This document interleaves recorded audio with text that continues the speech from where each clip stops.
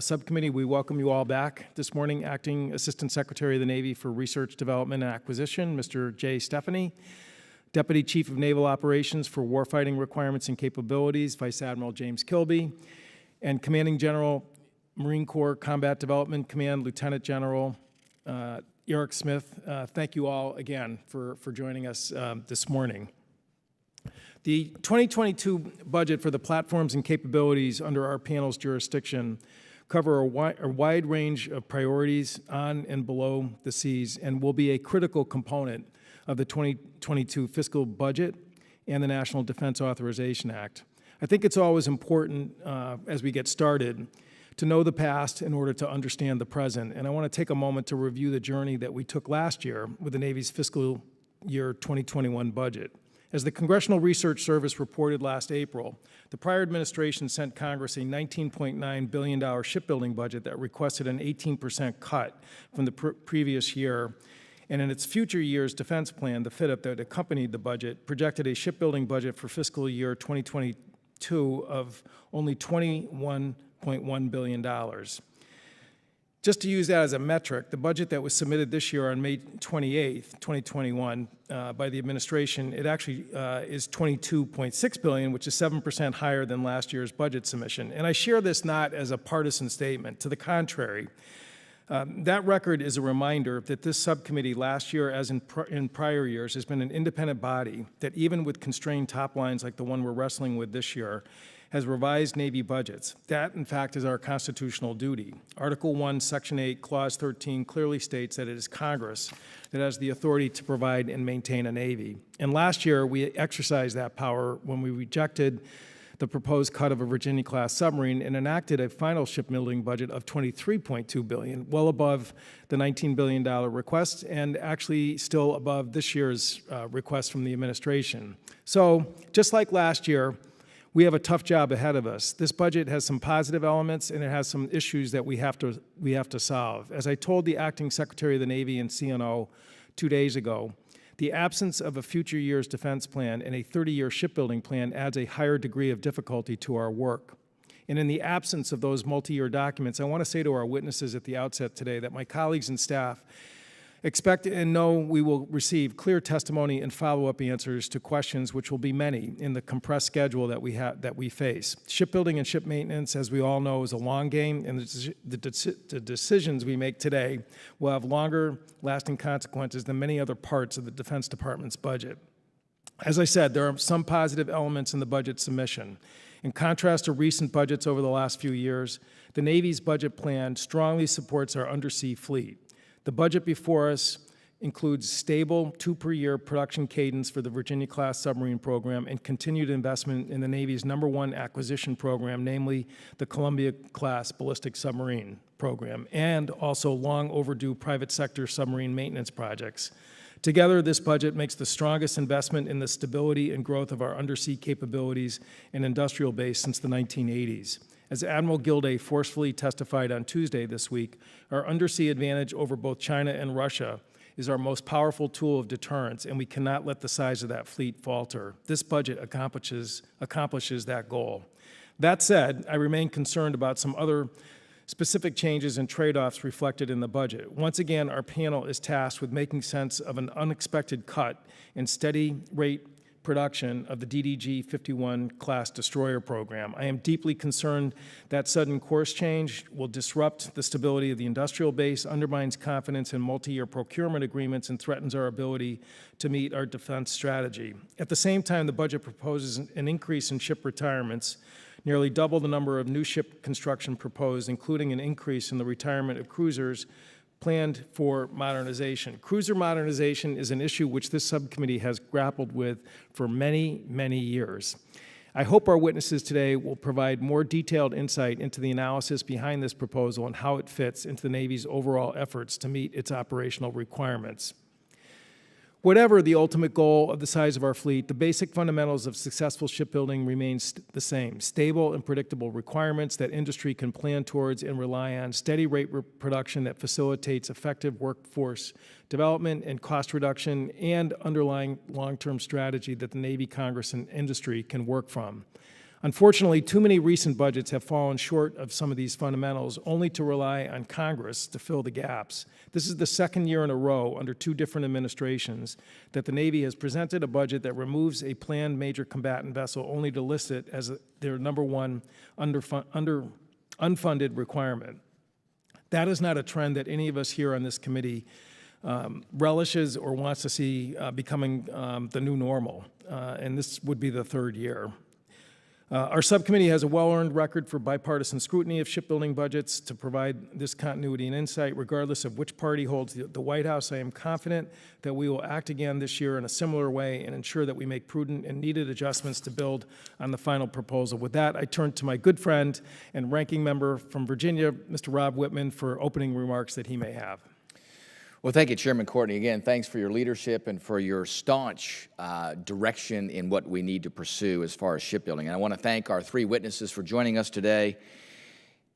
Gentlemen, if we are truly sincere about preparing for a maritime conflict with a great power, we should all grade President Biden's Navy budget as unacceptable. I give it a D-, with proposing 8 battle force ships, of which 2 are tugboats. We're going backwards, not forwards. This is not the proper attempt to deter global conflict. I think what's most perplexing to me is the lack of vision and the desire by senior Biden officials to mark time while the lethargic Biden Secretary of Navy nomination process continues. We are already 6 months into this administration. We are only informed this week of the administration's intent to nominate a Secretary of the Navy. It has been said that Emperor Nero fiddled while Rome burned. In this case, President Biden is fiddling while the Navy is metaphorically burning. We have no strategic direction, no plan to dissuade China, and no budget to adequately prepare for maritime conflict.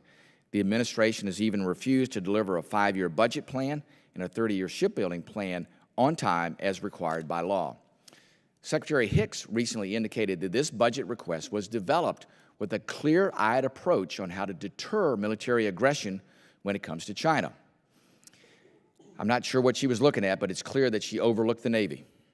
While the administration is fiddling, the budget request is recommending that we divest 15 battle force ships, including 7 cruisers. The 7 cruisers alone have more missile capacity than the entire British fleet. I want to say that again. Those 7 cruisers alone have more missile capacity than the entire British fleet. We've already spent hundreds of millions of dollars on ensuring these cruisers are returned to the fleet, yet now we find we're going to retire them. While this administration is fiddling, the administration indicates that they cannot afford a second destroyer, a critical platform to deter maritime conflict. And while we're retiring other service combatants, we're saying we're going to exacerbate that by now not building an additional destroyer. While this administration is fiddling, the budget underfunds critical investments in Tomahawk missile, heavyweight torpedoes, and sonobuoys. While this administration is fiddling and stymied with inaction, the Navy is prepared to give up on over $700 million in smart acquisition savings available by procuring 4 amphibious ships. President Trump established a maritime conflict as a key budget priority and prepared a plan to deliver this capability. President Trump's plan envisioned discrete cuts throughout the defense budget to fund 12 battle force ships he proposed for construction in FY22. The Biden administration arrives, wants to take more time to study the future maritime conflict, and throws out the tremendous work done by our witnesses today. Undoubtedly, the Biden team will reach the same conclusion as their predecessors, or maybe they already have reached their own conclusions and are now building an assessment tailored to prove the current conditions correct. Frankly, this is a waste of time and not only is unacceptable, but is dangerous and imperils our national security. It's time to stop fiddling. We need to be visionary and to allow the industrial base to right size to deliver efficiently for our national security needs. We need to be steely-eyed in dissuading conflict and delivering adequate resources to enable this plan. And we need to be brave enough to balance cross-service resources to deliver credible power relevant to the future conflict. We have so much work on this budget request to make it even mildly prepared for dissuading future conflict. And I look forward to working with my colleagues to correct this dangerous naval trajectory. Finally, I want to be clear. I do not lay any of this blame at the feet of our witnesses today or by the stellar leadership of our subcommittee chairman or by any member of this committee. every single one of you has been focused on what we need as a nation to do what's necessary to deter conflict. I believe that everyone are great Americans who are in a difficult position of defending a lackluster budget developed in part by folks who have never had to testify before this subcommittee. Again, I appreciate the chairman for yielding to this important hearing, and I yield back the balance of my time. Well, thank you, Mr. Whitman, and we'll now turn to the witnesses. My understanding, Mr. Stefani, you're going to provide a statement for the three witnesses. Is that correct? Yeah, yes, sir. One statement for all three of us. Great. Well, the floor is yours. Okay, and thank you, Representative Whitman, for that comment there for the three of us. We appreciate that. Chairman Courtney, Ranking Member Whitman, distinguished members of the subcommittee, on behalf of myself, Vice Admiral Kilby, Lieutenant General Smith, we thank you for the opportunity to appear before you today to address the Department of Navy's fiscal year 2022 budget request for Seapower capabilities. We would like to thank this subcommittee for your leadership and support for the Navy and the Marine Corps programs that support our forward deployed naval forces. As a maritime nation, our economic prosperity and security are linked to the world's oceans. The Navy and Marine Corps team are the nation's maritime force, forward deployed each and every day, protecting the vital interests of our nation, supporting our allies and partners, and providing a credible and visible deterrent to our strategic competitors. Our goal is to prevent conflict, but should deterrence fail, we are ready to answer the call to fight and to win. In the year plus since COVID-19 pandemic hit the United States, our Navy Marine Corps team and our industry partners have delivered 7 new ships, with 3 more deliveries planned for later this year, as well as over 100 boats, crafts, and vehicles, and maintaining our current fleet. We have awarded the frigate design since last time we met with you, and we have under construction the first of the Columbia-class SSBN submarines. A truly heroic effort across our entire acquisition and sustainment community in very trying times, and I want to recognize all members of the community. The Department of the Navy's 22 budget balances the readiness, capabilities, capacity, and people to advance key department priorities. As Secretary Austin highlighted in his recent testimony to the Appropriations Committee, the budget also reflects difficult funding decisions necessary to ensure we have the right mix of capabilities the nation needs most and supports investment in a modern, future force that can deliver integrated, all-domain naval power. While difficult decisions were required, I would like to highlight some of the areas we were able to increase our investment in FY22 budget request. So the department's top priority is recapitalization of the Navy's portion of the nuclear triad, then meeting readiness needs to field a credible, non-nuclear deterrent ready to fight tonight, followed by investments in modernizing our force for tomorrow's fleet, and then finally building the capacity of the Navy congruent with the budget controls. This ensures that we do not create a hollow force while sustainably growing the fleet. To that end, we continue to fully fund our #1 procurement program, the Columbia submarine, to the independent cost estimate, which will ensure our timely delivery of all ships in the class to meet STRATCOM's requirements. We are also investing in land-based test facilities for the frigate and for our unmanned surface vessel programs, and we are requesting advanced procurement funding to smooth the ramp-up of construction to 2 frigates per year just outside of this year. Although a different mix of ships than this budget does propose the same number of ships as last year and supports the capability required to enable a distributed maritime operations. To ensure we have a whole force, the FY22 budget invests additional funding in ship and aviation maintenance, and you will see an increase in our funding for SIOP, the shipyard optimization, modeling, and planning efforts that will lead to major SIOP projects in the near future.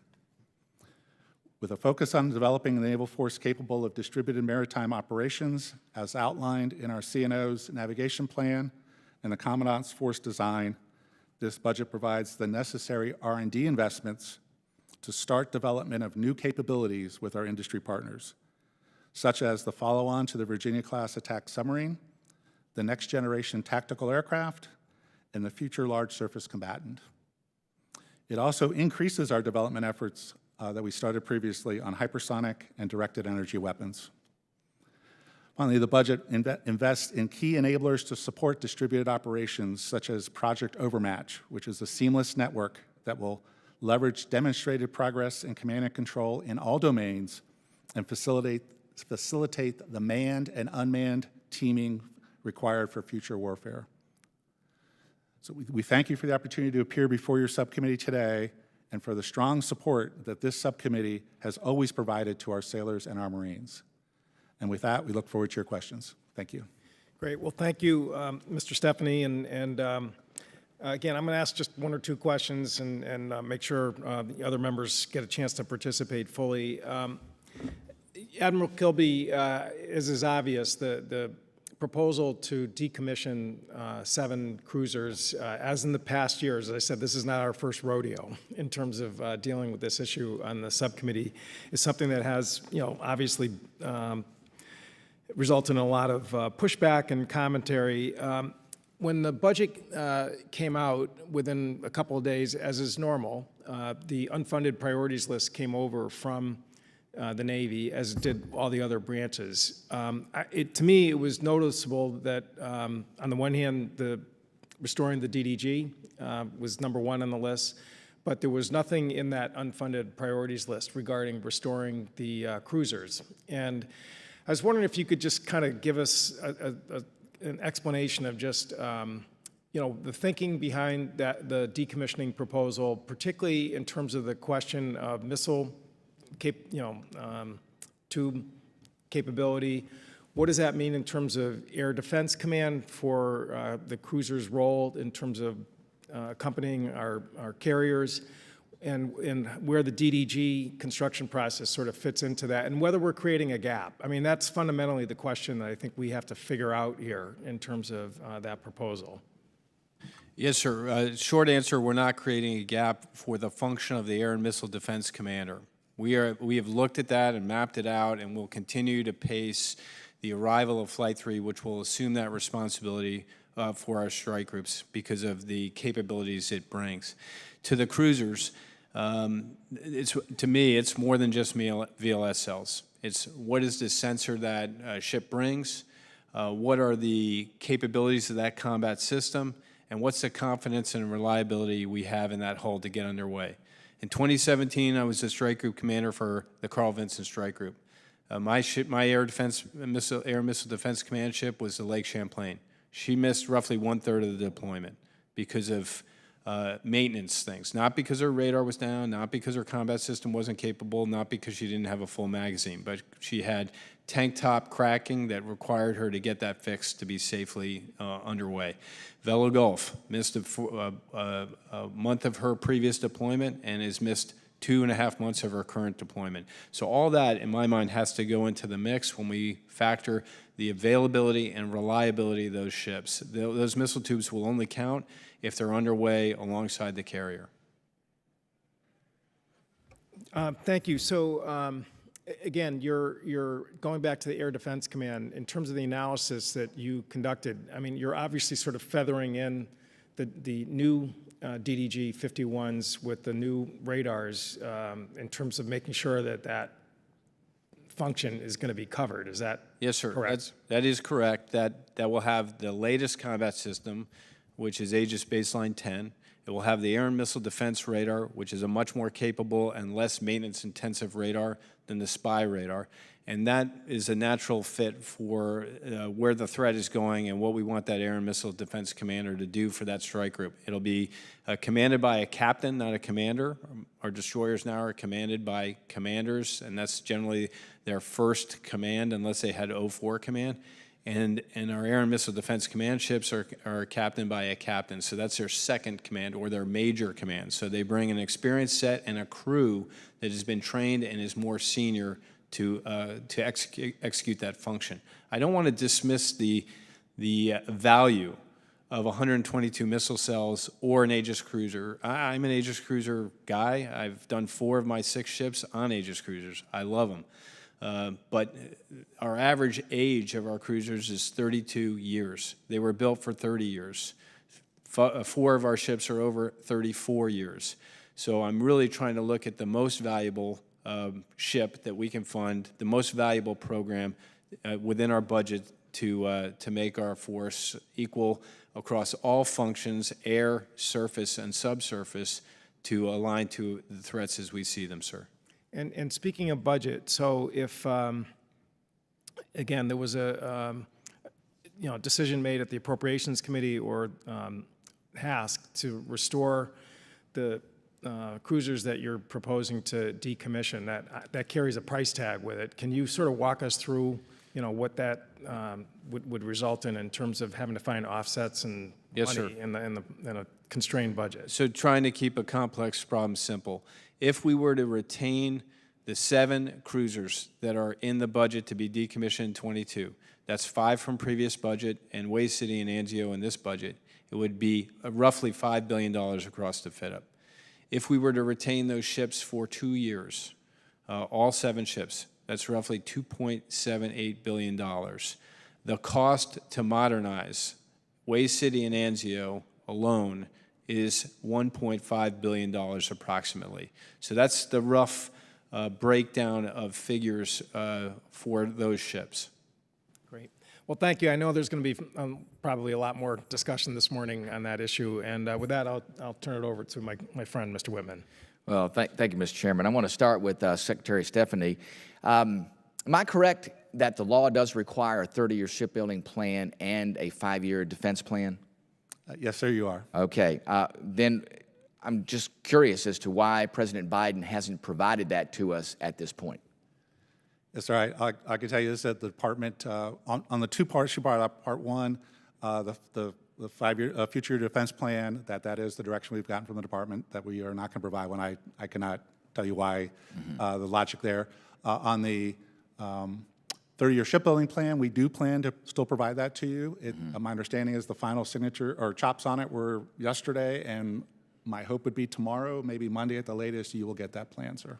I think it's unfortunate and regrettable that we won't get a future year's defense plan. Yes, sir.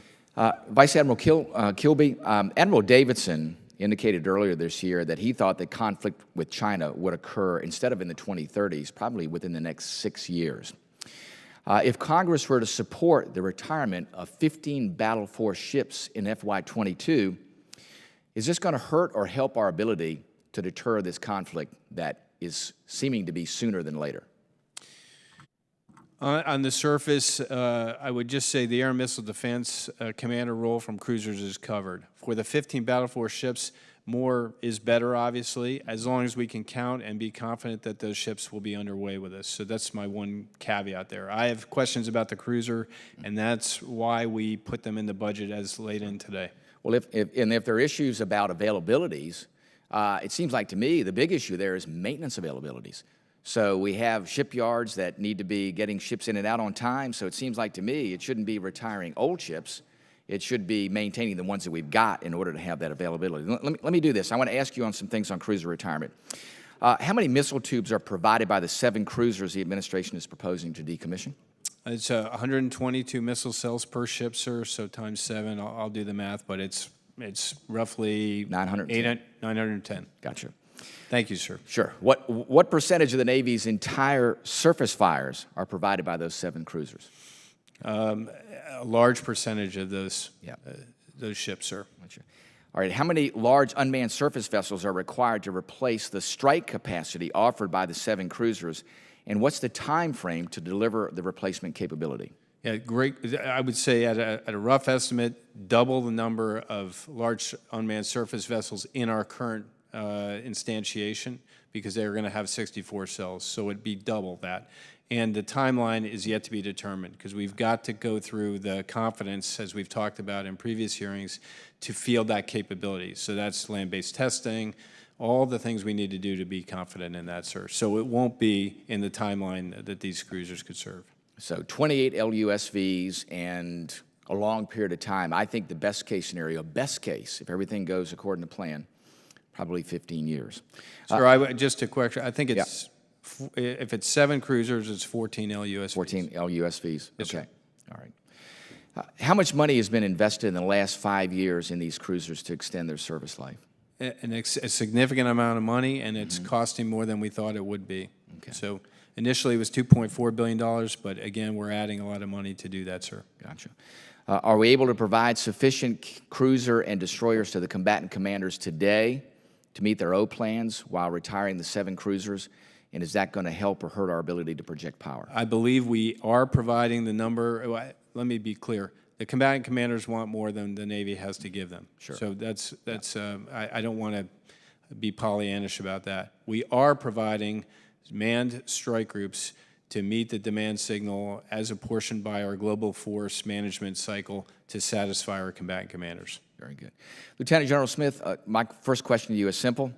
Is the amphibious forcible entry capability today what's needed as a joint force to defeat China? Sir, if I understand the question, is it still a requirement for the joint force? Absolutely, sir. JFIO, Joint Force Operation, Joint Forcible Entry Operation, absolutely vital to the combatant commanders. Yes, sir. Do you see this as a needed capability into the next decade? Absolutely. Yes, sir. We all know the backbone of the force is being able to generate 2 MEB or 2 Marine Expeditionary Brigade lift. The administration appears ready to walk away from that, to have that forcible entry capability and the supporting infrastructure. Some projections have our amphibious fleet down to 26 ships. Tell me, what's the Commandant's red line as far as the bottom line for total number of amphibious force ships? Sir, straight answer up front is the requirement based on a study that Admiral Kilby, my friend Jim, and I did together, was you need 31 traditional amphibious ships in the appropriate mix, which is 10 big decks, LHA, LHD, and 21 LSD, LPD. The low end of that study is 28, and the difference in those 3 is that you pass, there's additional risk in arrival times. Additive to that, sir, is 35 light amphibious warships. And that includes, sir, that's based on a single MEB, Marine Expeditionary Brigade, forcible entry, and our expeditionary units that are out always, and our 4 deployed naval force in Japan. Last question. Do you believe that it's essential and critical that the contract for the 1 LHD and the 3 LPDs be executed? And if it's not, do you believe that creates unacceptable risk for the Marine Corps? So I do believe that the multi-ship is a good thing. It saves dollars and it ensures that those amphibious ships, which in the case of the big deck amphibs, sir, are strategic assets, are available for the combatant commander. Otherwise, sir, we are passing risk on to the combatant commanders. Very good. Thank you, Mr. Chairman. I yield back. Thank you, Mr. Whitman. Now up next is Mr. Langevin, who's joining us from Rhode Island. Very good. Thank you, Mr. Chairman. Can you hear me okay? Loud and clear. Very good. Thank you, Mr. Chairman. I want to thank our witnesses for your testimony today and for your service to our nation. I'll start with this for Mr. Stephanie. So a Navy memo recently revealed that the Navy may have to choose between funding a new destroyer, attack submarine, or fighter jet in the future. Mr. Stephanie, how would funding the Columbia-class submarine through the National Sea-Based Deterrence Fund improve that situation? Yes, sir. The short answer is if the funding came out of the Navy and had to go into that fund, then it doesn't change anything, right? But if it was a separate funding source that would go into that National Sea-Based Fund, then obviously we would have more resources in the Navy to fund those 3 major upgrade programs that we need to do for the warfighters, sir. Great. I certainly think that's the direction we need to go, and I agree, not taking it just out of the Navy. It's got to be new money. Admiral Kilby, so we're looking for ways to boost our missile launching capability on ships. Considering the railgun can deepen a ship's magazine and allow the Navy to shift more resources to offense, has the Navy considered how the railgun can help with this problem? Yes, sir. We have worked mightily since 2005 to bring the railgun to fruition. So far, it is not proved to be what we want to continue to invest in. There's a challenge technologically there. It certainly has great promise if we could close the fire control loop in a meaningful way and use it as an anti-ship missile defense piece. That's complex right now, and we don't believe there's a path to do that now. Certainly, the concept of an electromagnetic railgun is very virtuous, because it allows me at a cheaper level to do as you suggest, reserve my VLS launching capacity with my high-end missiles for offense, and I can defend my ship with a cheaper, more renewable magazine. But there's a couple of complex technological things I have to do other than close the fire control loop, and that is satisfy and solve the energy storage problem, as well as the barrel wear on an electromagnetic railgun to make it a enduring capability for our ships. Well, I'll just point out that I think that some of the alternatives that you're considering are just as challenging and costly as well. I think it's a mistake to be abandoning railgun, but Admiral Kilby, using currently available air defense weapons, how well could Navy ships defend against a large number of missiles and UAVs? And what side has the cost advantage? Right now, sir, because of the way the threat is advancing, we have to use very expensive missiles like the SM-6, and we are developing an SM-2 Block 3 Charlie, which is an active seeker, SM-6-like, that's required for those advanced threats. So that's an expensive way to attrite the adversary. The CNO in his CNO NAV plan charged us to get after directed energy in particular. I call that terminal defense for that ship, so I can better and with more confidence defend that ship and reserve that magazine for other things.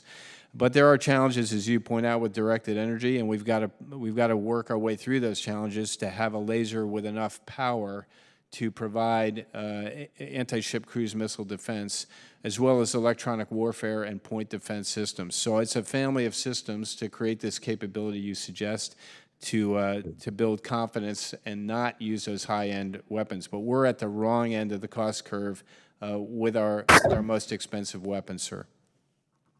Agreed. For only time runs out, Mr. Stephanie, your written testimony mentions that the Navy is investing in cyber protection in this PB, but it looks like the major cyber accounts have relatively flat funding. Where are you making these investments? So I'll need to get to the specific line items back to you, but it's really in the process of certifying this what we call the CMMC process and investing in our industrial base with them and getting them certified to be able to meet our cyber requirements. So. Okay, I'd ask for a written, more detailed response because I'm not seeing it. Yeah, happy to do that, sir. Inspired, I'll yield back. Great. Thank you, Jim. Next up is Mr. Gallagher from Wisconsin. Admiral Kilby, the budget plans to reduce Navy active and reserve end strength by 2,110 sailors. Ooh, what's that? If I'm correct, what's the plan for end strength? That's a big reduction in a short period of time.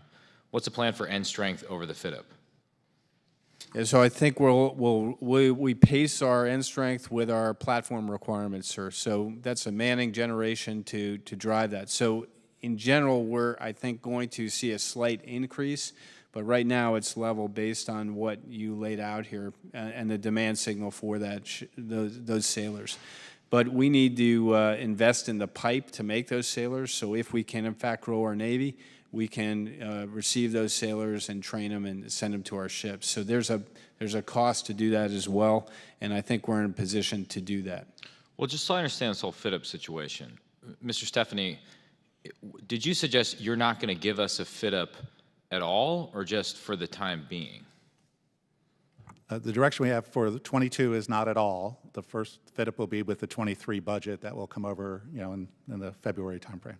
How does that work, though? I mean, if we passed a law in 1989, when I was 5 years old, that says you have to provide us with a fit-up, and then you don't provide us a fit-up, you're saying the direction you've been given is to break the law and not provide a fit-up.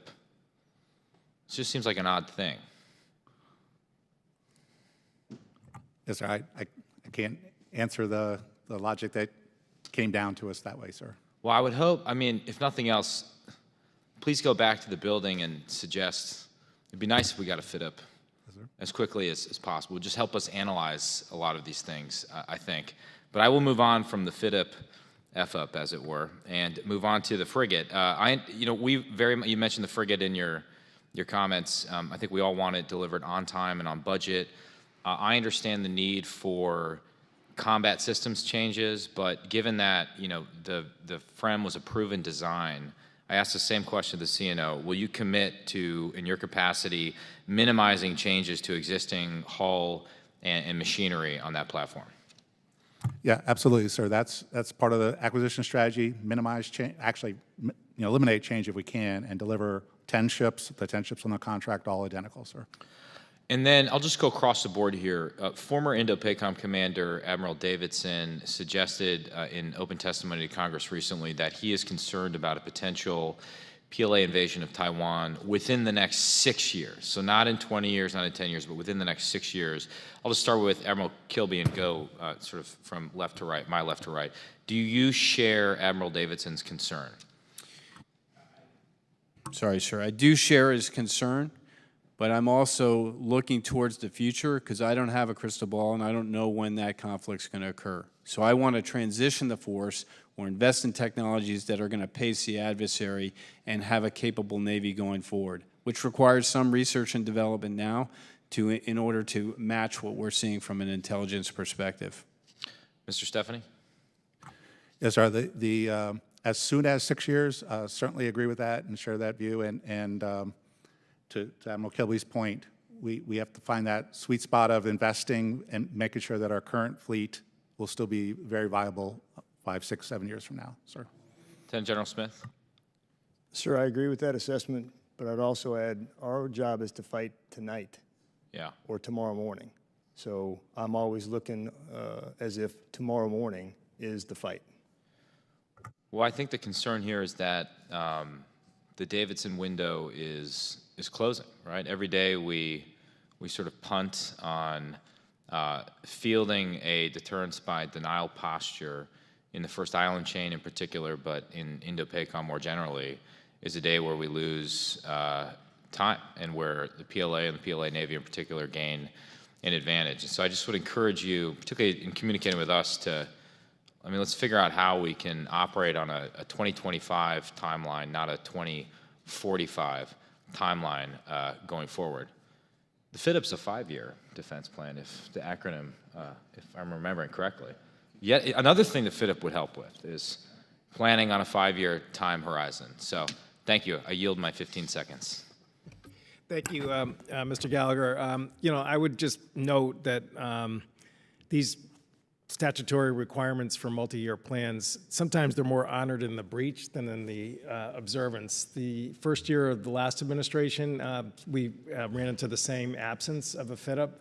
And, as the nuns who taught me said, 2 wrongs don't make a right. I think it's really, particularly when we're talking about transition type of plans, is that you got to have more than a 1-year set of headlights. And so hopefully maybe we can follow up, as we did last year, in terms of the absence of a 30-year plan, to really just say, there's a reason why that's in law, and it's really to help everybody.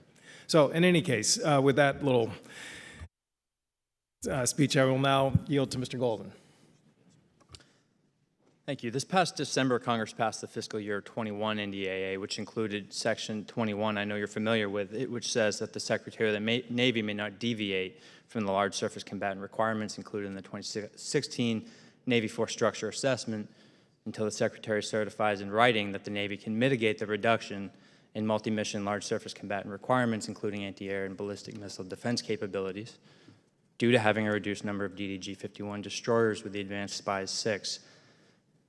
Also requires a report on the detrimental impacts to the large surface combatant industrial base and a plan to mitigate such impacts if the fiscal year 21 future years defense program is implemented as proposed, a review of the benefits to the Navy fleet of the Spy 6 radar aboard the DDG Flight 3, as well as an analysis of impacts to the warfighting capabilities of the fleet should the number of such destroyers be reduced. I have your certification here, sir. You provide the certification without any explanation whatsoever on how the Navy will mitigate the impact of the reduction to anti-air and ballistic missile defense capabilities. It's almost as it's a cut and paste of the certification requirement from the bill itself onto a new Word document with a signature at the end. In the accompanying report, the Navy says it does not foresee negative impacts to the large surface combatant industrial base. I'm telling you today that it will have a negative impact. You mentioned a backlog. Any backlog at Bath Iron Works was on its way to being gone until a very recent COVID outbreak at the yard earlier this year. And you know our shipbuilders have been building ships for the Navy during this pandemic, putting themselves at risk, and they're proud to do that for our nation's sailors. They're proud of our sailors. Bath Iron Works will be on pace to produce 2 DDG-51 Flight 3 per year by the end of this year. This backlog reference to justify this reduction won't even exist by the end of this Congress. BIW has been hiring thousands of young shipbuilders each year because the Navy's been driving them to hit the 2-year mark. So this cut looks like you've been driving them towards a cliff that leads to layoffs, about 500 layoffs, and that is a negative impact. You did discuss the benefit of the SPY-6 coming online. In regards to providing an analysis of impacts to the warfighting capability of the fleet should the number of destroyers be reduced, you didn't address it.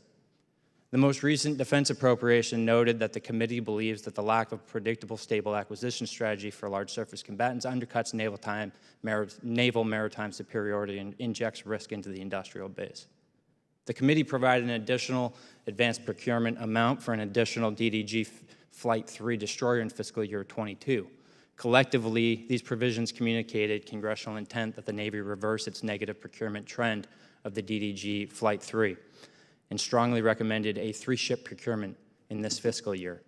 Last December, the Navy gave us a late shipbuilding plan saying it would procure 2 DDG-51 Flight 3s in FY22. The ink's barely dry on the paper, and we've received this budget request for just 1.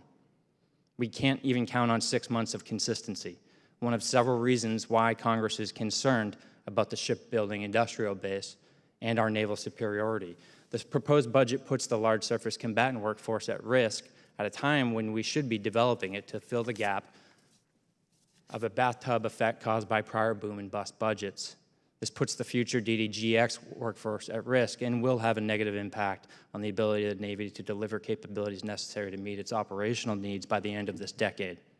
I think that this is a failure bearing national security implications. Admiral Kilby, the Navy recommends the decommissioning of the Ticonderoga cruisers while simultaneously slowing and reducing the acquisition of the DDG-51 Flight 3 with its new combat system, SPY-6 radar, and the ability to house and perform the role of air and missile defense at a higher level. Your first Flight 3 with the SPY-6 radar arrives in 2025. You're cutting a ship to be delivered in 2027. The math is concerning. How can we afford such an early reduction of this new radar capability on the Flight 3? Sir, the decision to not procure the Flight 3 is an affordability decision. It's not anything else. It's a high regret for the Navy. As indicated, it's number 1 on our UPL. The benefits of an AMDR are undeniable, as I tried to lay out in an earlier response. We have to have that radar. Thank you. I agree. Thank you, Jared. Next up is Mr. Carl. The floor is yours. Thank you, Mr. Chairman. Thank you, Ranking Member Whitman. And thank you to gentlemen for coming back and sharing your thoughts and your wisdom with us. I learned so much in these meetings. As a freshman, that's important. Vice Admiral, this committee has heard all about the impact of the Chinese soft power, as it's referred to, going around the world, especially in South America in our own backyard. Now we see the Chinese with a COVID vaccine, which is not reliable, but being distributed through the region. Thankfully, our government, we've agreed to donate roughly 500 million doses to the countries around the world. Now, the 2 medical ships that we have that we rely most on is the, if I have this correct me if I'm wrong, is USNS Mercy and Comfort. And we spend about $100 million a year just in maintenance on those 2. And I also understand that they are converted oil tankers. Is that correct? That's correct, sir. And they're extremely slow. Extremely slow. How could my question to you, sir, is this: how could a could a smaller, faster, more agile medical ship be used by the Navy to help distribute this vaccine this very day and combat these Chinese soft powers that are taking place around the world? Thanks for the question, sir. So in previous committees, we've talked about increasing our logistical base for our ships to support distributed maritime operations, which is our operating concept. And at a high level, that means I'm going to distribute my force more than I have in the past in order to create dilemmas for our adversaries. Incumbent on that is increasing our ability to handle our ships if we take damage. So one of those concepts is this thing called roll to care, and we're working to instantiate it on an EPF platform.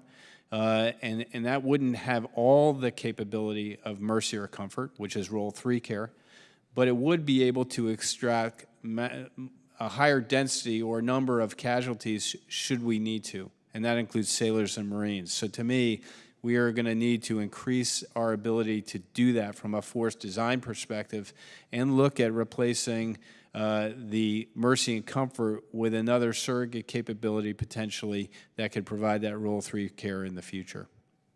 Could we use it right now down in Central and South America, getting in and out of the shallow waters? I believe we could, sir. Yeah. Thank you. Now I yield my time back, Mr. Chairman. Thank you. Thank you, Mr. Carl. Next up is Ms. Luria. Well, thank you, and I'm going to make a slight change today. I'm going to actually focus on the Marine Corps first and have a question, General, about the Expeditionary Advanced-Based Operations, the EABO. I'm very intrigued by this concept and where the concept came from. Could you provide some insight? Was this a capability that U.S. Indo-PACOM requested? In other words, did Indo-PACOM say, we need to come up with an island hopping strategy to achieve the following goals? Did it come from the Joint Staff? Was it generated from a bright young officer within the Marine Corps? I mean, can you give me a little bit of background on how you developed this strategy? Yes, ma'am, I can. It's actually a little bit all of the above. Indo-PACOM clearly has indicated they need the ability to, well, it starts really with our distributed maritime operations. If you're going to enable our fleet commanders and do sea denial, which is what we do, that's who we are as a naval force, that is a piece of it. How do you contest the sea from the shore? That's one of the genesis, or part of the genesis. Indo-PACOM clearly has a need for us to do distributed maritime operations, and I can tell you that EABO, Expeditionary Advanced Base Operations, was going on. General Berger has emphasized it. It was going on even before when General Berger was in my seat and I was in 3MEF. We were doing long-range raids, long-range seizures of terrain for short periods of time to refuel F-35Bs and do strike. We were doing that under a guy named Colonel Bams Brody, an F-18 pilot who was the 31st MEU commander back 4 years ago. So it's a combination of all of the above, ma'am. Well, thank you for that insight. And did you establish a time frame? Like, we want to achieve this capability by a certain time and on a certain scale? Yes, ma'am. What we know is that the Commandant's direction to me is that by 2023, I have to provide an initial operating capability to Lieutenant General Stephen Rudder, who is the Commander of Marine Forces Pacific. I'll stop by 2023. That initial capability is in his hands, or I have failed. Thank you. And so to me, it sounds like you developed a strategy, and from that strategy, you then came up with requirements. These are the things the Marine Corps would need in order to accomplish that, and with the timeline. And out of that ultimately resulted in the request and the budget that we're seeing, because your request reflects the things that will allow you to achieve this strategy and this new type of operations. Would you say that that's correct? Ma'am, correct statement, concept, and then you get down to specifics of specific requirements to meet that concept, which supports that strategy. Yes, ma'am. Okay. Well, I appreciate you clarifying that. And I know that we're going to do a second round, so I might not get through the next part in this first round. But Admiral Kilby, I was going to shift to you. Just to start the scene setter here, in 2005, the PLAN had 216 ships to our 291, so that was an advantage of 75. Fast forward to 2020, they have 333 ships to our 296. That's an advantage of 37. So, and in fact, that's a swing of 112 ships in this 4-year period. And people say that, you know, China and the PLAN is a pacing threat. Well, when I hear pacing, I think like a pace car, we're keeping up with them. Would you assess, or are we keeping up with them today? Is that still an accurate term to call them a pacing threat? They're a pacing threat. I would say shortly, we are not keeping up with them. Well, thank you, and I wanted to next, highlight the fact that another thing I've said is that I think we lost a generation of shipbuilding. In 2007's Navy budget submission, you wrote that new platforms such as CVN-21, DDG-X, CGX, LCS, Virginia-class SSN, LPD-17, LHAR, and the MPF family of ships will comprise our next generation of battle force ships. So of those 8 classes of ships, half have either been failures or abandoned. We did not pursue the CGX. We find ourselves today with cruisers that are over 30 years in age, which severely impact our O&M budget. And because the LCS is not fully mission capable and we got rid of the frigate, we're just now starting to replace the frigate. The same is also true for the DDX. So for the past 20 years, we've lost a generation of building these surface combatants. And I think I'll dovetail off what Mr. Gallagher said. In Congress, what we want is a plan. And moreover, what we want is to stop overstating and under-delivering. So every budget, we have a plan. Every 30-year shipbuilding plan is, in my assessment, not really a 30-year shipbuilding plan because years 1 to 5 are constantly changing. So I'm really running out of time, and I think I will pause until the next round of questions to continue my next slide. Actually, if Admiral, you want to quickly respond, or do you want to reserve on the second round to that? I acknowledge Rep. Loria's statements. She's accurate. I feel the force design for the future will set us up for a better path. FFGX is not a revolutionary ship. It's got many common elements that are on our platforms today. It will have a smaller AMDR radar. So I think while I acknowledge what you said about LCS and the Zomol class, we are on a path to not be have so many new technologies on our new platforms. DDGX is going to take the combat system from the Flight 3 and put it on a ship that's got margin and reserve to grow into the future. So it's not such a tremendous leap. I'm not trying to ignore what happened in the past. I acknowledge what you said. But the force designed to have more smaller surface combatants frigates, which are roughly equivalent in combat power, not in magazine capability, to a Flight 2A, is an important part of distributed maritime operations. And to create a DDGX, it's got the reserve to add some of the things that Representative Langevin intimated, I think is equally important. Well, I'm not We'll continue. For that. We'll continue. Yes, I'll yield back. Great. Mr. Brown, the floor is yours. Thank you, Mr. Chairman. And I appreciate you convening this meeting. I want to thank all of our panelists for presenting and making yourself available to answer questions. I too want to pick up a little bit on something that Mr. Gallagher mentioned. He referenced his birth year of 1984.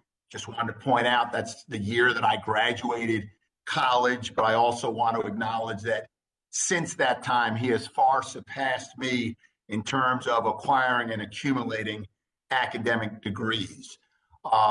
So with that out of the way, let me turn to the business at hand.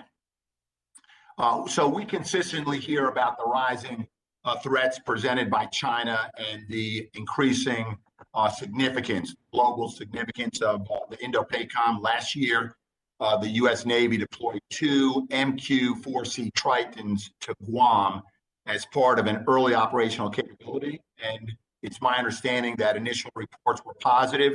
My question for you, Admiral Kilby, can you discuss the benefits that Triton has been providing in its Western Pacific operations and its alignment to the future maritime surveillance needs in Indo-PACOM more broadly? Yes, sir. So Triton is providing benefit from an ISR perspective. We want to get to an increased capability on that platform, which is called IFC4 or multi-int. And that allows me to do things that I can with an EP3 now. in addition to what we're seeing from the Triton now. So our budget focuses on delivering that capability, that multi-int capability, which is some additional SIGINT capabilities and other things, which will make that ship even more capable. But as we talked about in March at the Unmanned campaign hearing, this development of this hybrid force, of which the MQ-4 is a part of that, is building confidence and understanding our ability to execute these unmanned platforms. So I think the capability is undeniable. It's beneficial, and it's especially beneficial in a phase 0 operation where I'm trying to maintain SA, or situational awareness, on greater areas of the ocean. Well, thank you. Mr. Stephanie, given Admiral Kilby's previous statements and his statement today, and in light of the increasing need for maritime capabilities, what was the rationale for the break in Triton production in this budget, and how is the Navy mitigating potential disruptions to the supply chain? Yes, sir. So the break in this year's budget was to allow the new capability that Admiral Kilby mentioned, that IFC-4, to get fully developed, so we can install it in the aircraft coming off the line at Northrop Grumman. Have the new capability right in those aircraft as they come off the line. There are 10 aircraft that have been funded, that are under contract, that are in various stages of being built, and so taking a pause for a year would allow us to get those aircraft to have the new capability in them as they come off the line. As long as we restart in 23, I do not believe there'll be a large impact on the production line up at Northrop Grumman. So that is part of our 23 deliberation, is how many and what kind of profile going forward we will be budgeting for in 23 and out, sir.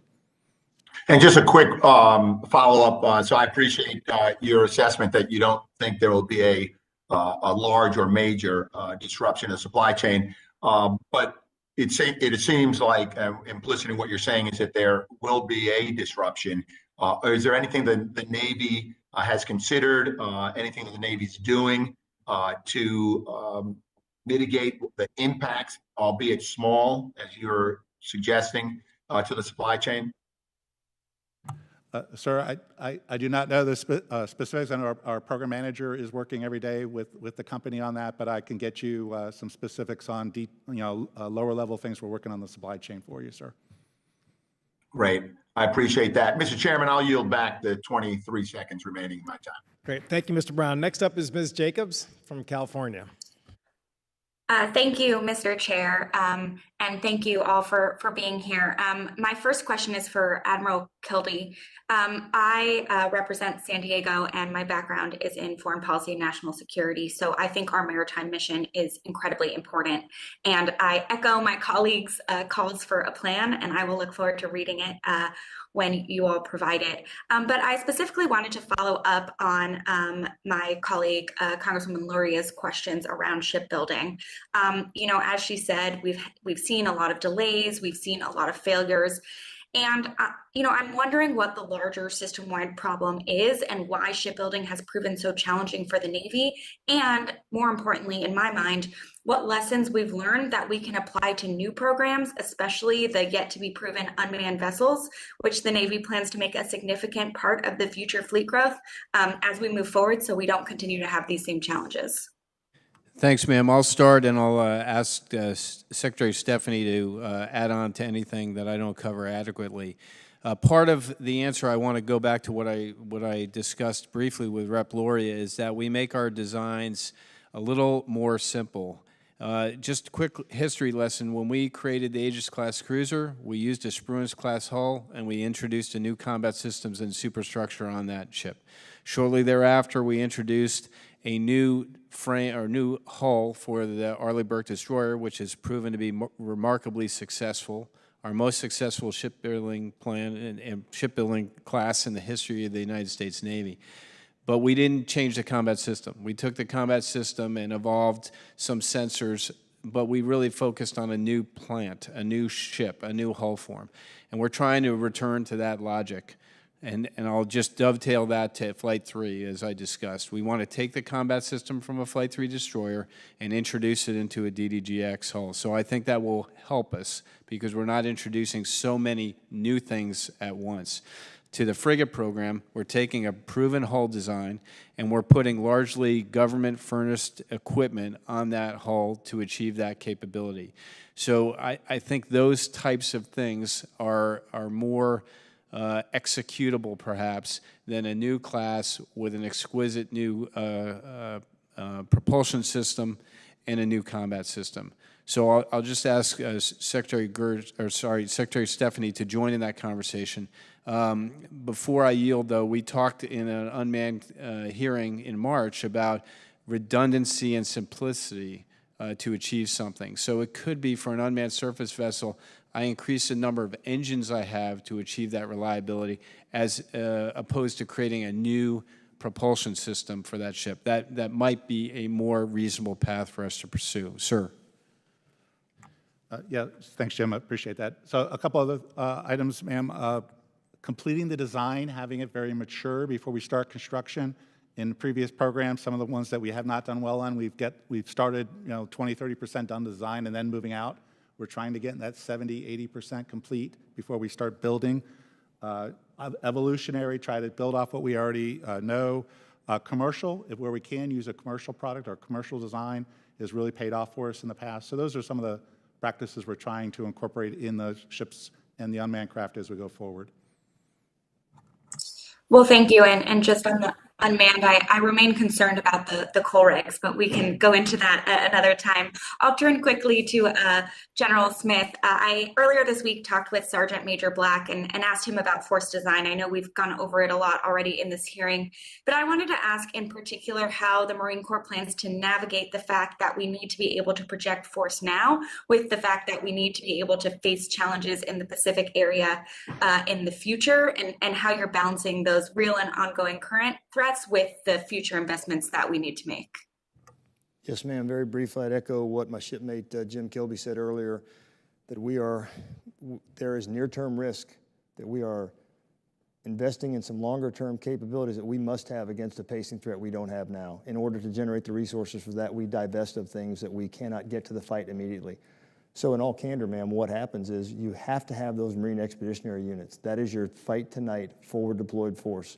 The ARG-MUs, the Amphibious Ready Groups, Marine Expeditionary Units that are forward deployed, those 3-ship units that are out there, Navy Marine teams ready to do humanitarian assistance, disaster relief, and to strike if required.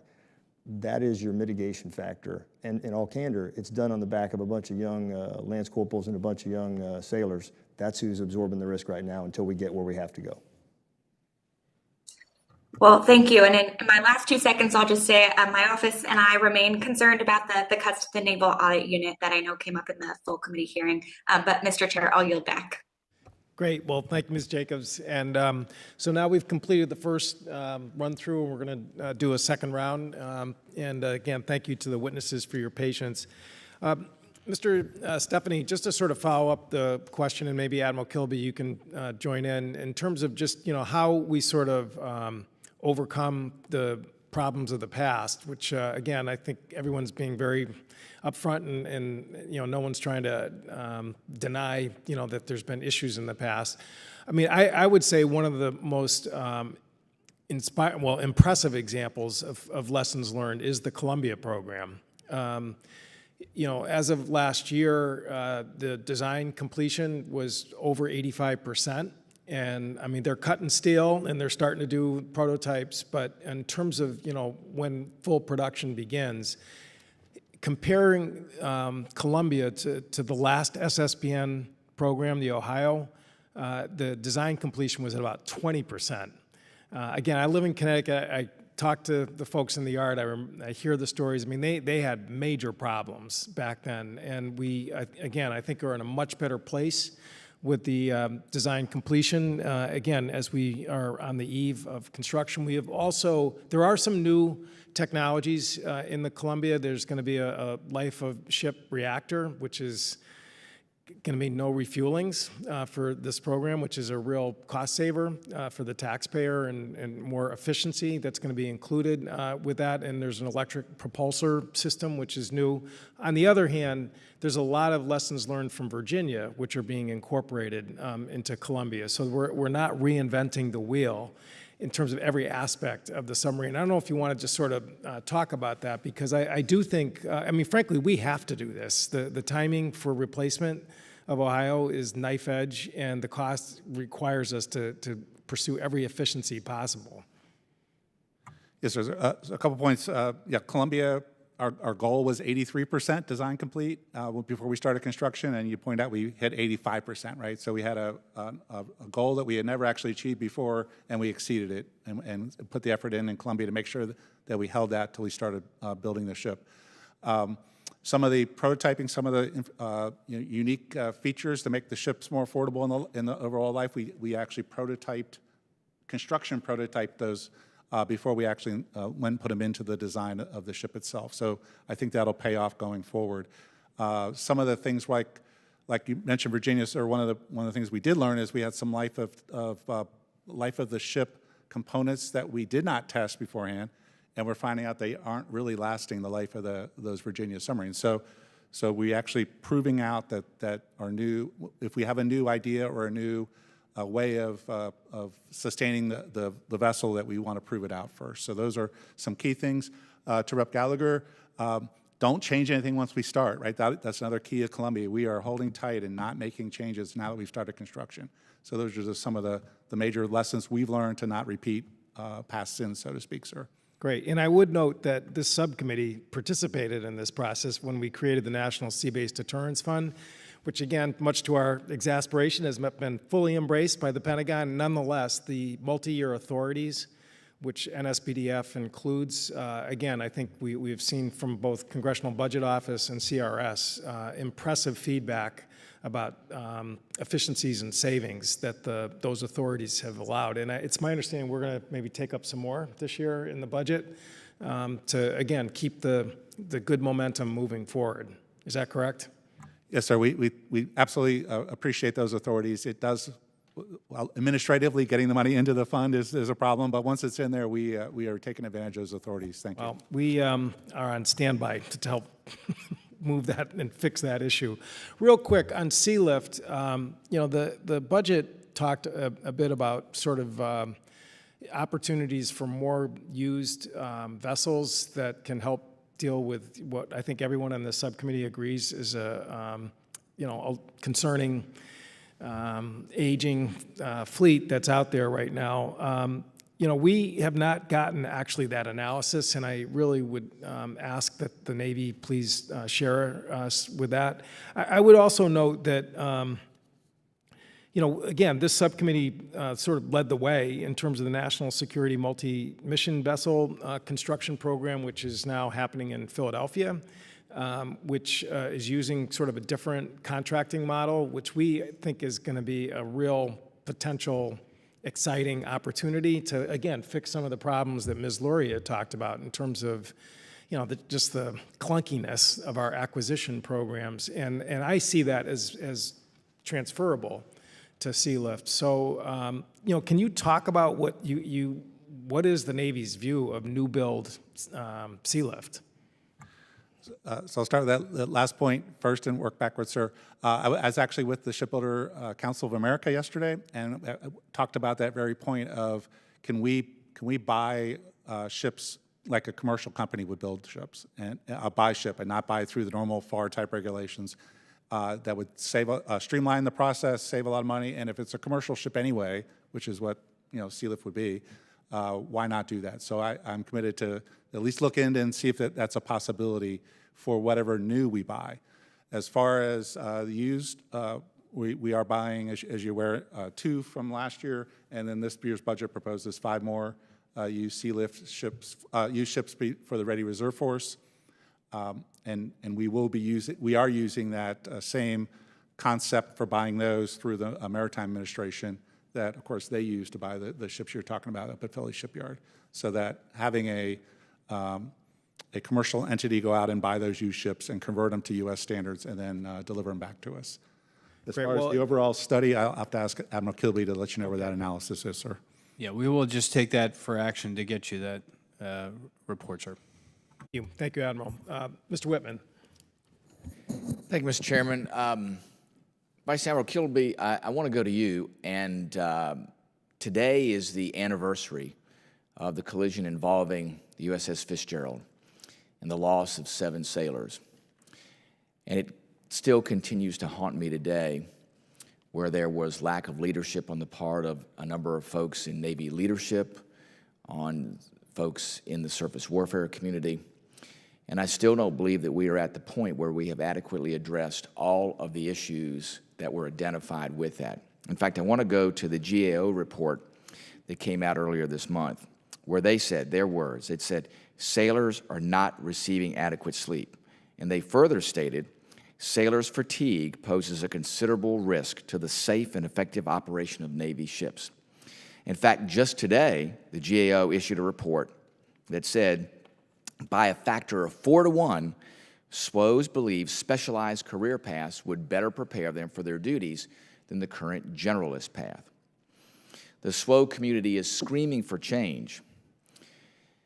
Tell me, what's the Navy going to do in relation to those calls and the continued need, I believe, to address issues within the surface warfare community? Yes, sir. First off, we all share your feelings about Fitzgerald and McCain. I was in Hawaii coming back from deployment when ships that were left behind for my strike group were called to support Fitzgerald. We've done a lot of work, we feel, to professionalize and increase our mariner skill training. Some of those investments are still underway in Norfolk and San Diego and will prove to be sufficient. I think the initial data that we're seeing for our training is proving to be sufficient as far as JOD training and OD training. And that goes all the way up to the chain of command, where there are sailors that, or officers who previously had screened for a command, did not make it through the ship handling trainer and were removed from the command bank. So to me, those are all significant positive steps. I can't speak for the study, but I just can tell you on my personal experience, I've never been in the same department twice. Engineering, combat systems, operations. So I've worked in every department except supply. And in the balance, my own personal opinion for me is it prepared me to be a better commanding officer. Now, I'm not saying that's the answer. I'm just telling you that's my experience. So we'll have to go review the proposal here and understand the impact on our training and our system. But I wanted to share my own personal anecdote because when I was initial commanding officer, that's new to me. I'm new to being the captain. And when people are coming and making reports, I had some context because I had worked in those departments, and I thought it prepared me better. So I think that's probably on the other side of the ledger from the proposals here. I don't understand, or I don't have experience and exposure to the data that says a factor of 4 to 1 says that we should be specialists. So I need to take a look up on that and come back to you. Excuse me, I think that's incredibly important. I think there are a whole litany of issues that need to be addressed. Career path, retention, very specifically female SWO officer retention, also reciprocity as far as SWO training and what it can relate to as somebody separates or retires, especially SCTW certification, so somebody can go into the merchant mariner realm. And when we talk about the ready reserve fleet, you know, one of the issues is not just ships, it's mariners to run those ships. So I think all those things are critically important to consider. Secretary Stephanie, can you tell me what's the penalty associated with not entering into a production contract for the second destroyer in FY22? Yes, sir. The contract, multi-year contract we have in place has a penalty of $33 million in either contracts, whether it's Bath or Ingalls. It'd be a $33 million penalty for what we call breaking that multi-year contract, sir.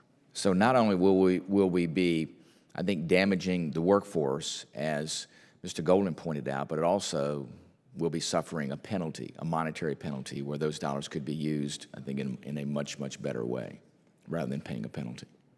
Yes, sir. Let me ask this on the amphibious ship buy. What's the anticipated savings by executing the block buy with the LHD and the 3 LPDs? Yeah, so we just recently finished negotiations with the shipyard Ingalls, and the savings about 7.1%, around $700 million. Sir. Gotcha. One last question. The Commandant has suggested a light amphibious warfare ship to provide the opportunity for the Marine Corps to execute the Commandant's planning guidance. And what he wants is a smaller ship, something that can move around. The debate has always been, should it be built to a military standard? Should it be built to a commercial ship standard? Can you tell me, what does the Navy believe about this? Do you believe that it should be built to a combat ship standard or a commercial ship standard?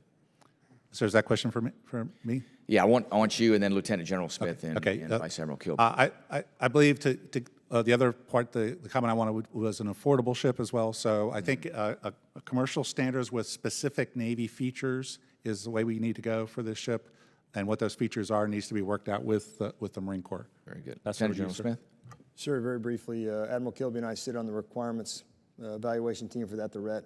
So we are in lockstep. There's zero daylight between Jim and myself on that. It needs to be something that is, as Secretary Stephanie said, affordable, so we can get it in numbers, and it has to be something that looks like everything else that's out there, and you protect the cargo, meaning the Marines and the sailors that are on it, for a limited period of time in order to be able to evacuate them. That is the purpose of that ship. I know that's not a loved sentiment, but that cargo is precious to us. Yeah. So it has to go off, but it has to be affordable in large numbers, sir, and it has to look like everything else. And I would pass to my shipmate.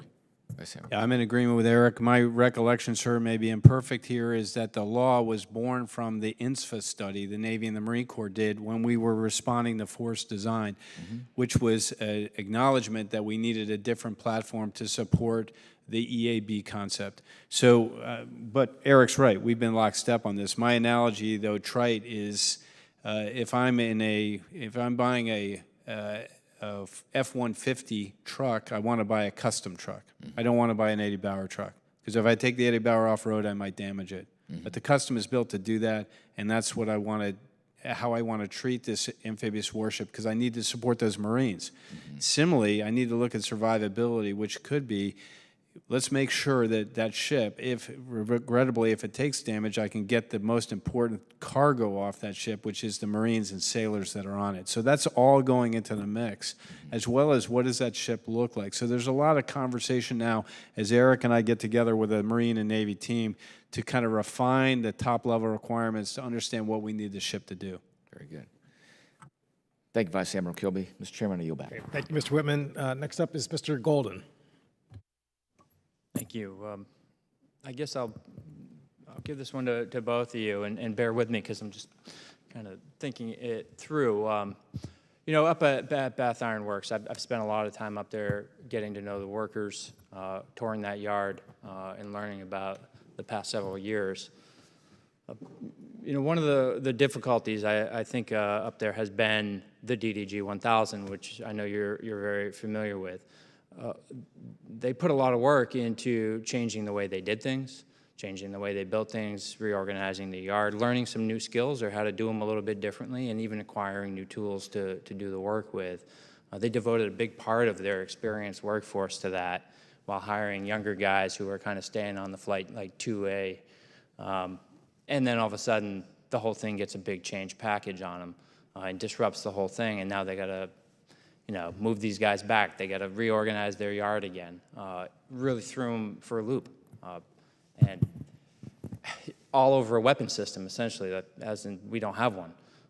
Or therefore a mission set with the Zumwalt. I see that the Navy now has an acquisition out to try and get a hypersonic on these ships. And I assume that the Navy is finding that it brings some unique capabilities, some good capabilities. So, one, how are we going to get something good out of these three Zumwalt? But secondly, what are you going to learn from it as you think about the DDGX and talking about the GDX? Why don't you feel like you already have a hull? Perhaps the deck is a problem. You can scrap that. You got a big hull that you can pack a lot of power into. You've got an integrated power system. You're looking at putting hypersonics on it. How can we ensure that this doesn't happen again, so that when you do make the move to DDGX, we don't see this kind of back and forth, but rather get a successful change?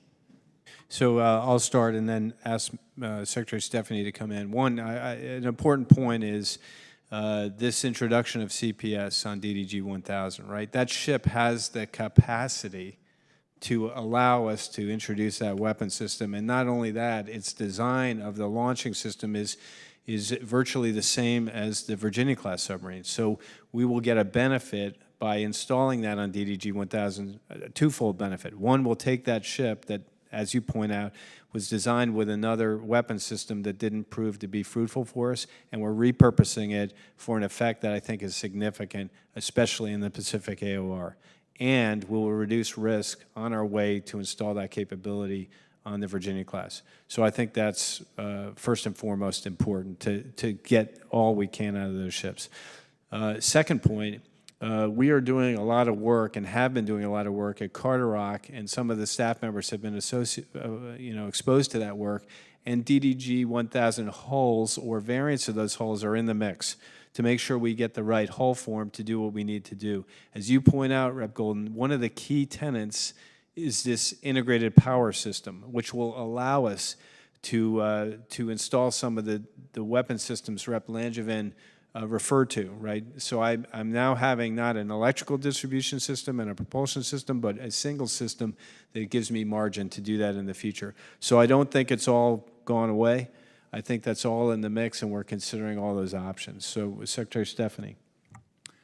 Yeah, on DG 1000, I'll point out that ship was a whole new hull form, a whole new propulsion plant, and had 10 technologies that we had never done before that were being brought into that ship. So the lesson learned from there is as Admiral Kilby's mentioned before, for DDGX, or whatever comes after DDG-51, we will not put them all in one, not have a new hull form, a new propulsion plant, and a whole new combat system all at once, but we will evolve and keep, at least initially for the first few hulls, the combat system the same, and then evolve to the new combat system needs of the future that the current DG-51 just can't accommodate because of power.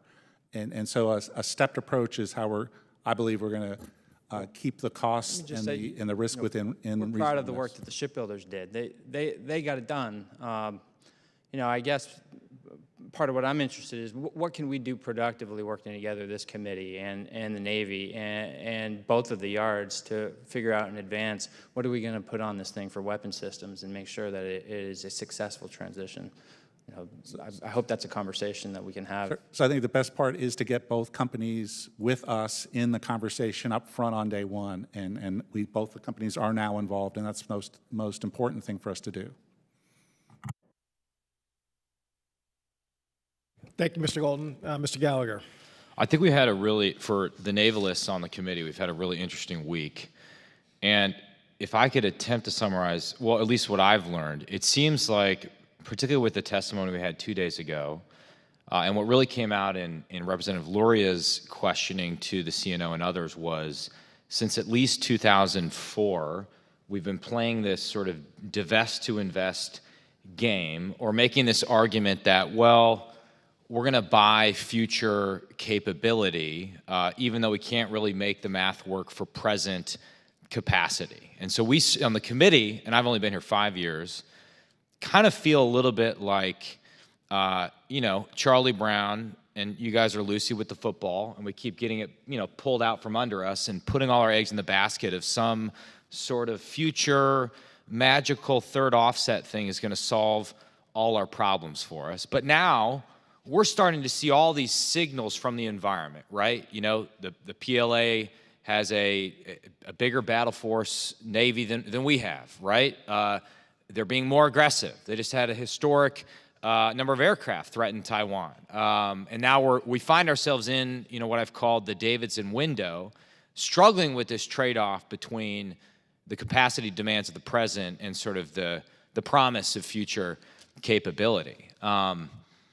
And I think to the extent you're hearing frustration on the committee, that's really it. And if we're operating on a 6-year time horizon, it's actually not just a matter, Lieutenant General Smith, of being able to fight now. It's what are we doing now to deter that fight from happening, to prevent the worst case scenario. And it's useful to plan against the Taiwan scenario because it's in some ways the most dangerous course of action. So recognizing we're not going to solve this problem right now, and that we're just at the beginning of this conversation, I'd just be curious, and I'll pick on the Marine Corps because I'm a Marine.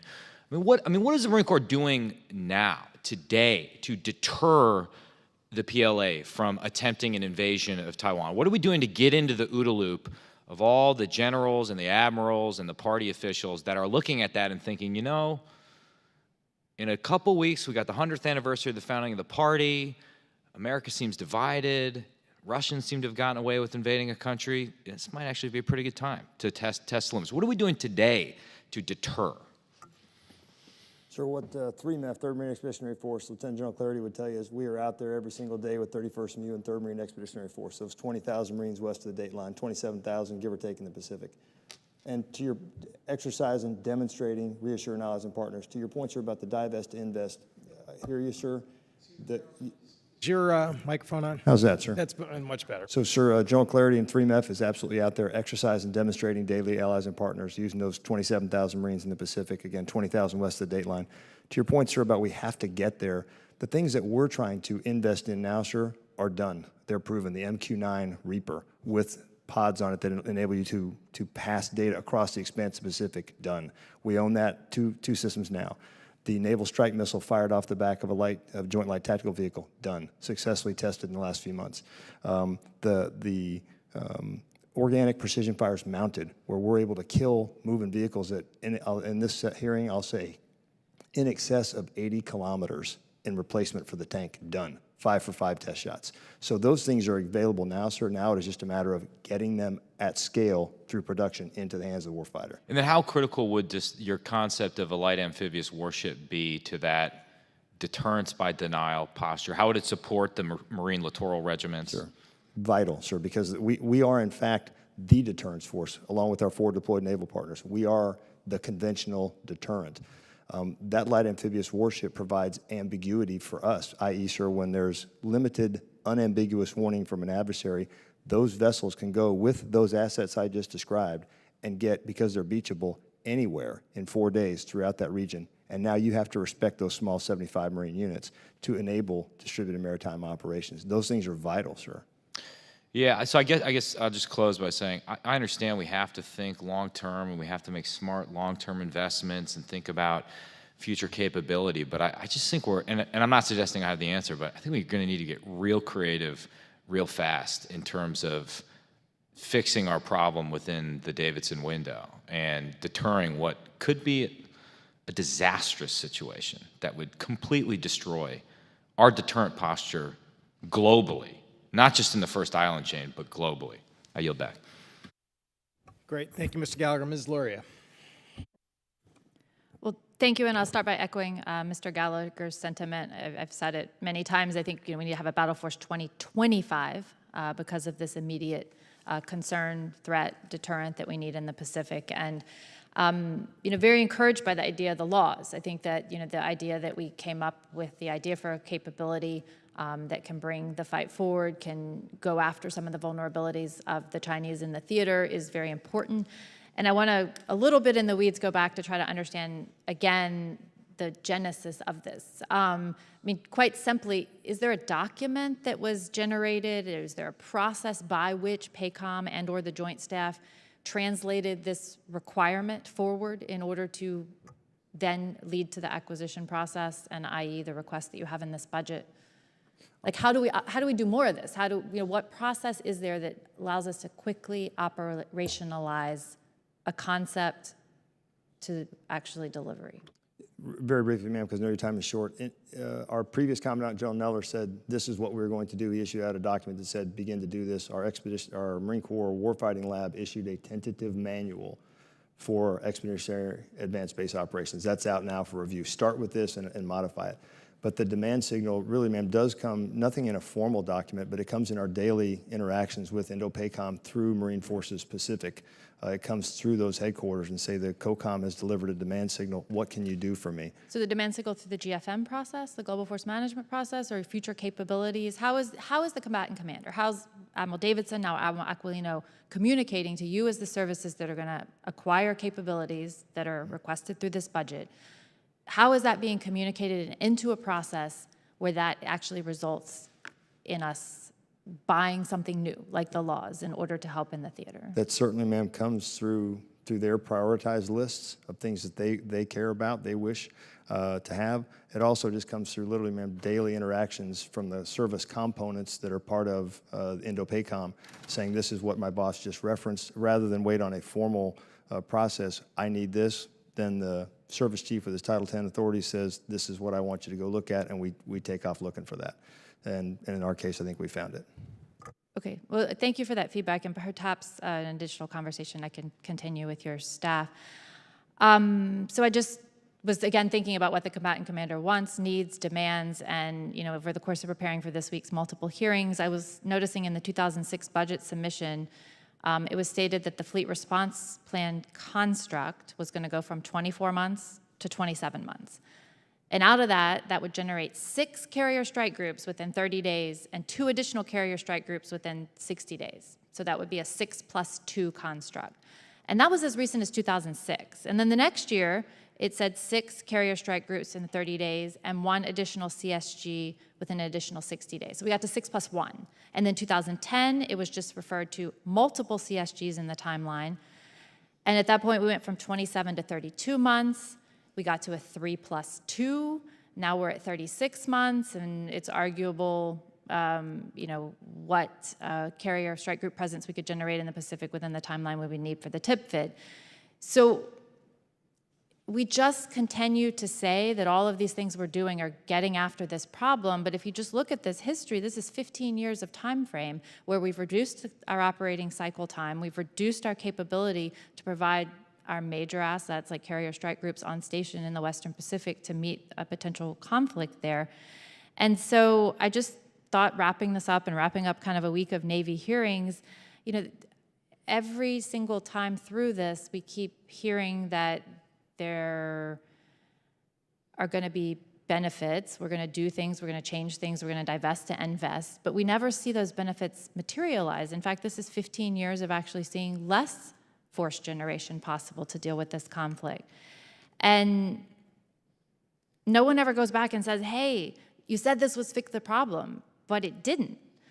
So just kind of wanted to wrap up the time I have today by saying, you know, that's just what I'm trying to do. I'm just trying to point out that, you know, many courses of time before I or anyone on this dais was here, it feels as though the Navy has continued to come forward with these similar claims, and it's not very compelling, this divest to invest strategy. And I know that my time has expired, and I will yield back, Mr. Chairman.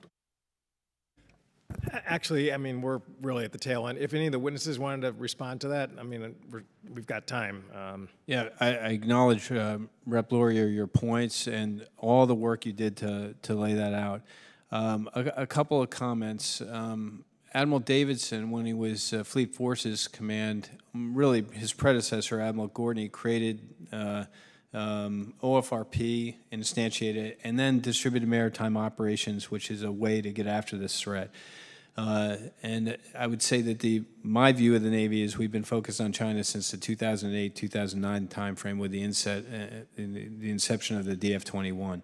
So the things that we've invested in, like an SM-61B, like a Maritime Strike Tomahawk, might not be there if we hadn't had that foresight of several years ago to get after that, so we can deliver those weapons by the 25-26 timeframe, because it takes a long time to make a new weapon system, and those are significant and really focused on that adversary. But your point's well taken. I guess I would hearken back to, we've got to be, my belief is, this is a Kilby belief, we got to be disciplined on the use of our Navy. So when we do requests for forces and we use up carriers and extend them, we're dipping into that well, and we're using today's resource, not husbanding it tomorrow, because we're shortening the maintenance availabilities, we're compressing things. So we have to be clear-headed and clear-minded about that with the assets we have. The goal of this budget was to create the most impactful force we could within the budget we had. And so I don't want to come off as viewing cruisers as not valuable. They are valuable.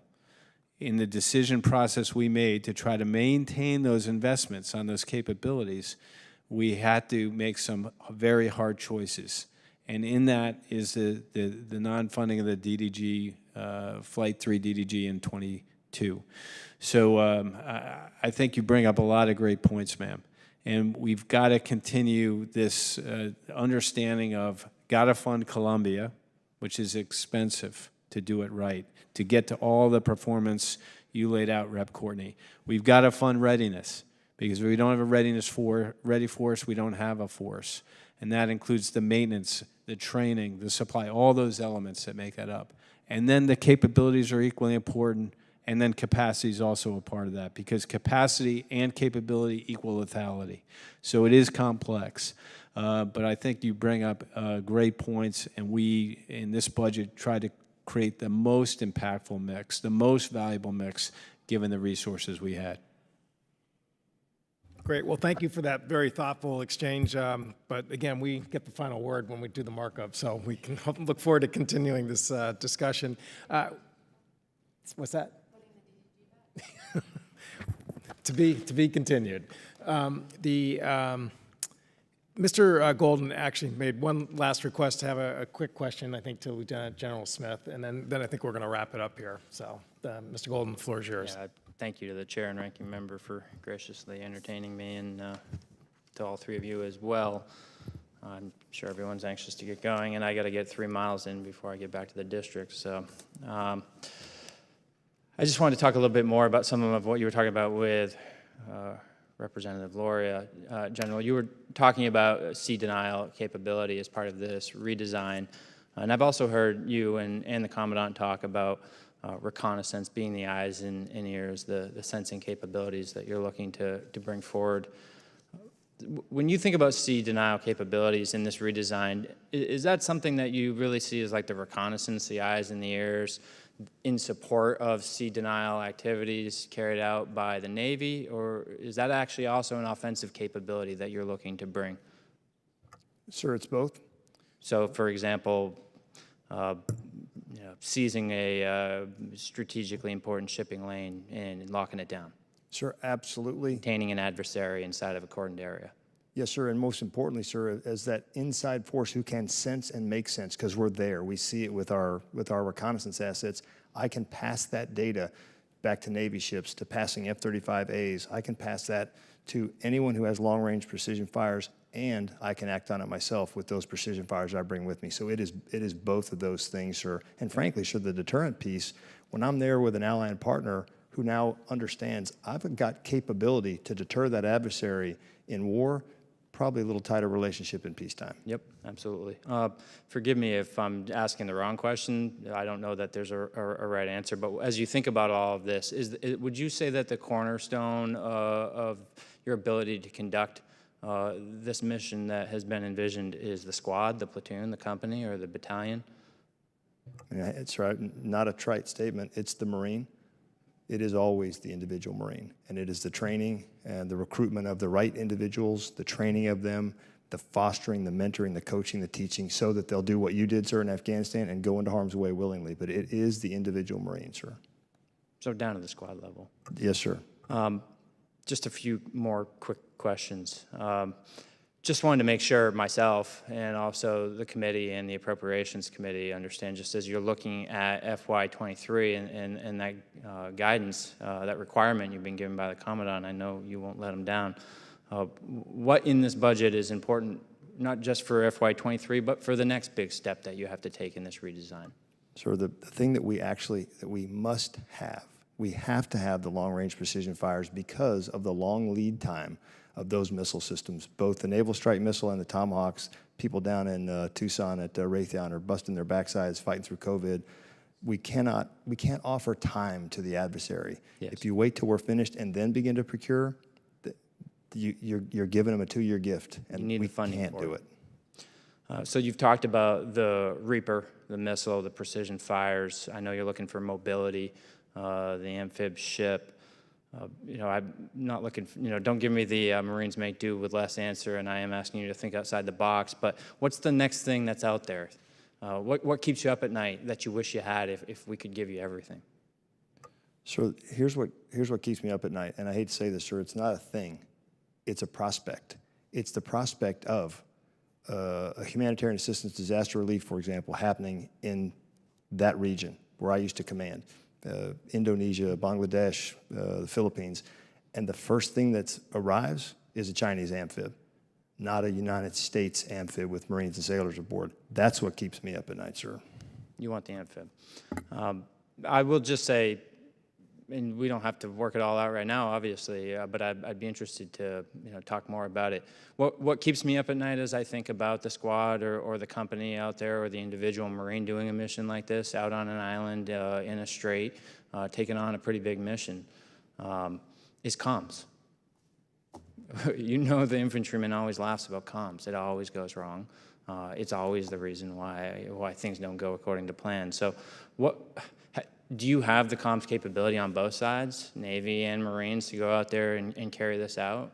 Do you have what you need right now? And if you do, have you tested it out and do you know that it works? We have some, sir, but it is not sufficient when an adversary, a pacing adversary, decides to enter into the jamming and the deception game. We do have a pretty robust package, sir, and that is one of the elements of our force design package, and I'll pass it to Admiral Kilby. We do have some pretty robust, resilient comms, sir, but they are not enough against a pacing threat, and we are trying to double down to harden them and to make them more resilient when we are knocked off of the larger grid. So we have a Joint Force Maritime Component Command Communications Network, and with your forbearance, I would pass to my shipmate for what the Navy has invested heavily in. A couple quick comments. One, the value of a naval service is that we can be mobile, and we can create our own network from a strike group or an ESG or a SAG if we have an elevated platform and a comms relay. So that's a value proposition that we should recognize. The second piece is this thing called Project Overmatch. So that's using technology today in a different manner to make our comms more robust and resilient. And that is a significant effort for the Navy.